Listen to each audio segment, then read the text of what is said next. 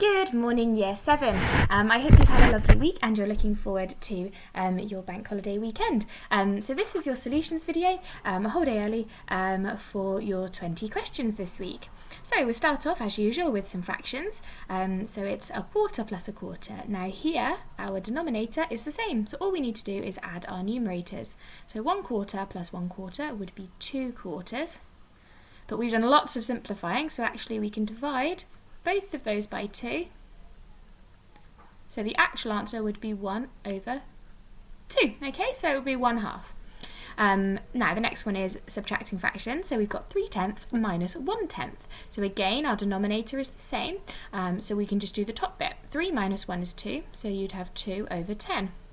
But again, we can halve both of those.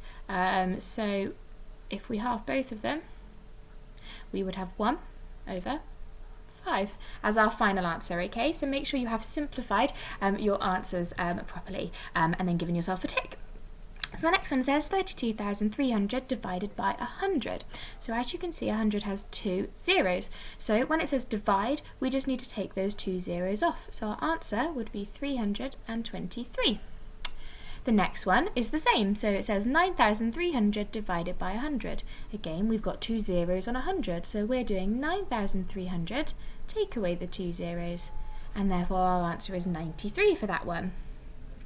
Now on to question 5, it says 110 millimetres equals how many centimetres? Now, as I've said in previous videos 10 millimetres equals 1 centimetre.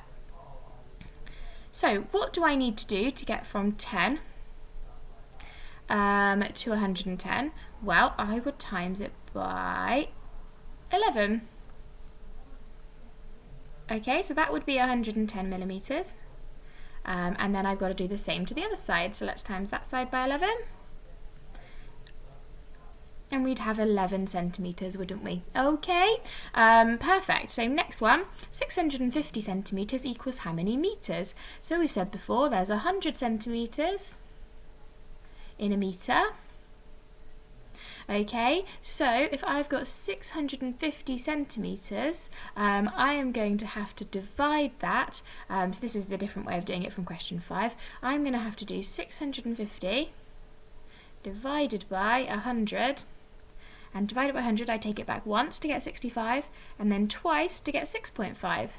So I'd get 6.5 metres as my answer. Okay, because if there's 100 centimetres in every metre, that means I've got 6 lots of a complete 100, so I'd have 6 metres, and then I've got 50 centimetres left over, which is half of 100, so half a metre. So I'd have 6.5 metres as my answer.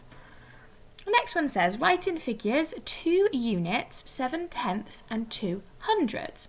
Okay, so we're starting with units, so that's like 1 through to 9. So we'll have our 2, because we've got 2 units. The next one is 7/10. Okay, so a tenth comes after our decimal point, so we would have 7. And then it says 2 hundredths, okay, so we'd have our 2 there. Oh, 2.72 because it goes units, tenths, 100, so we haven't missed any of them out. The next one says we want 7 tens, 8 tenths, and 6 thousandths. Okay, so with this one, we're going to have to start with our 7 in the tens column. But then after tens comes units, and we don't have any of those. Okay, so we're going to have to put a 0 in there. Okay, so we've got 70, that's what 7 tens refers to. Then we've got 8 tenths, so we're going to put our decimal point in, and we're going to have our 8 tenths. Oh, I don't know what's happened there. So we'll have our 8 tenths, and then next should come hundredths, but we don't have any of those, so we'll put a 0. And then we've got our 6 thousandths, okay, so that would come next. So we should have 70.806.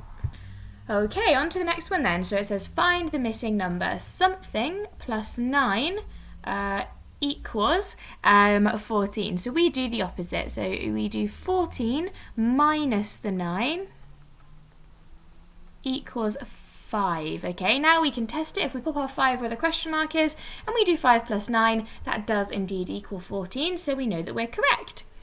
Now this one says something divided by 7 equals 3. The opposite of division is multiplication, so we're going to do 3 times 7 equals 21. And then we're going to test it. So if we put 21 into our question mark, 21 divided by 7, how many 7s go into 21? Well, it is indeed 3, so we know that that's correct. Next one then, okay, 15,982 minus 6,070. So just some standard subtraction here. So 0 from 2 is 2, 7 from 8 is 1, 0 from 9 is 9. Oh, we can't do 6 from 5, so we'll have to get rid of that and put our 1 here. So 6 from 5 is 9, okay? So we should have 9,912 for that one. Next one then, so we've got 19,014. And we're taking away 10,309. So 9 from 4, can't do that, so I'll have to get rid of that. So now we've got 14, so we can do that. 0 from 0, well that's just 0. 3 from 0, we can't do that, so we'll have to get rid of that and make that to a 10. So we've got 7. 0 from 8 is just 8, and 1 from 1 is 0. Okay, so we should have 8,705 for that one. Okay, so on to question 13. Complete the equivalent fraction. So we have to figure out how did we get from 5 to 50? Well, we times by 10, okay, because 5 times 10 is 50. Now with fractions, we're going to do the same for the top. So we're going to do 3 times 10, and that would equal 30. So our answer would be 30 over 50. Remembering that equivalent just means the same. So 3 over 5 is exactly the same as 30 over 50. Now for this one, they've given us the numerator. So how did I get from 7 to 14? Well, I times it by 2. I doubled it. So I'm going to do exactly the same to the bottom. So 11 times 2 is 22. Oh gosh, that's different, isn't it? So the answer is 22, okay? So it would be 7 over 11 equals 14 over 22. Okay, on to question 15 then. So if you remember, the big end of our alligator, so it's eating the bigger number. So we're going to write them out. So we've got our minus 2 and we've got our minus 12. So which one of those is bigger? If you remember with negative numbers, it's the one that's closest to 0 is the biggest, okay? So on our number line, minus 2 would be closer to 0, so that's the biggest one. So that one is the one that the alligator would eat. Or crocodile, you can pick.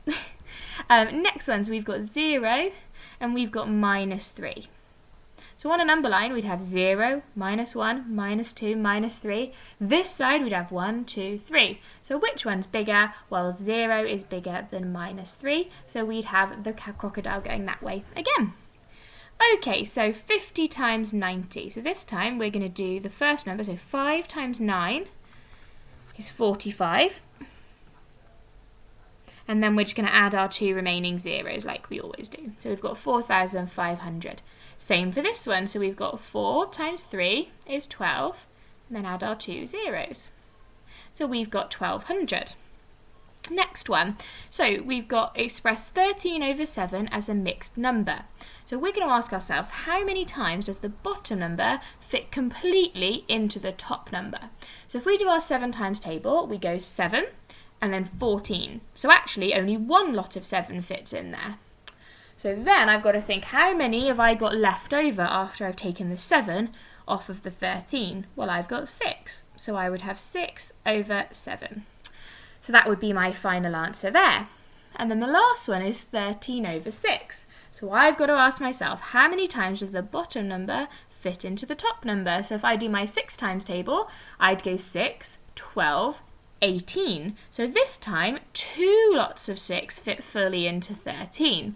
So if I do 6 and then 12, how many more do I have left to get to 13? Well, I've only got 1. So the answer would be 2 and then 1 over 6. And those are your solutions for the 20 questions this week, Year 7. As I said, I hope you have a lovely bank holiday weekend and your next lot of maths work will be set on Monday. Bye bye.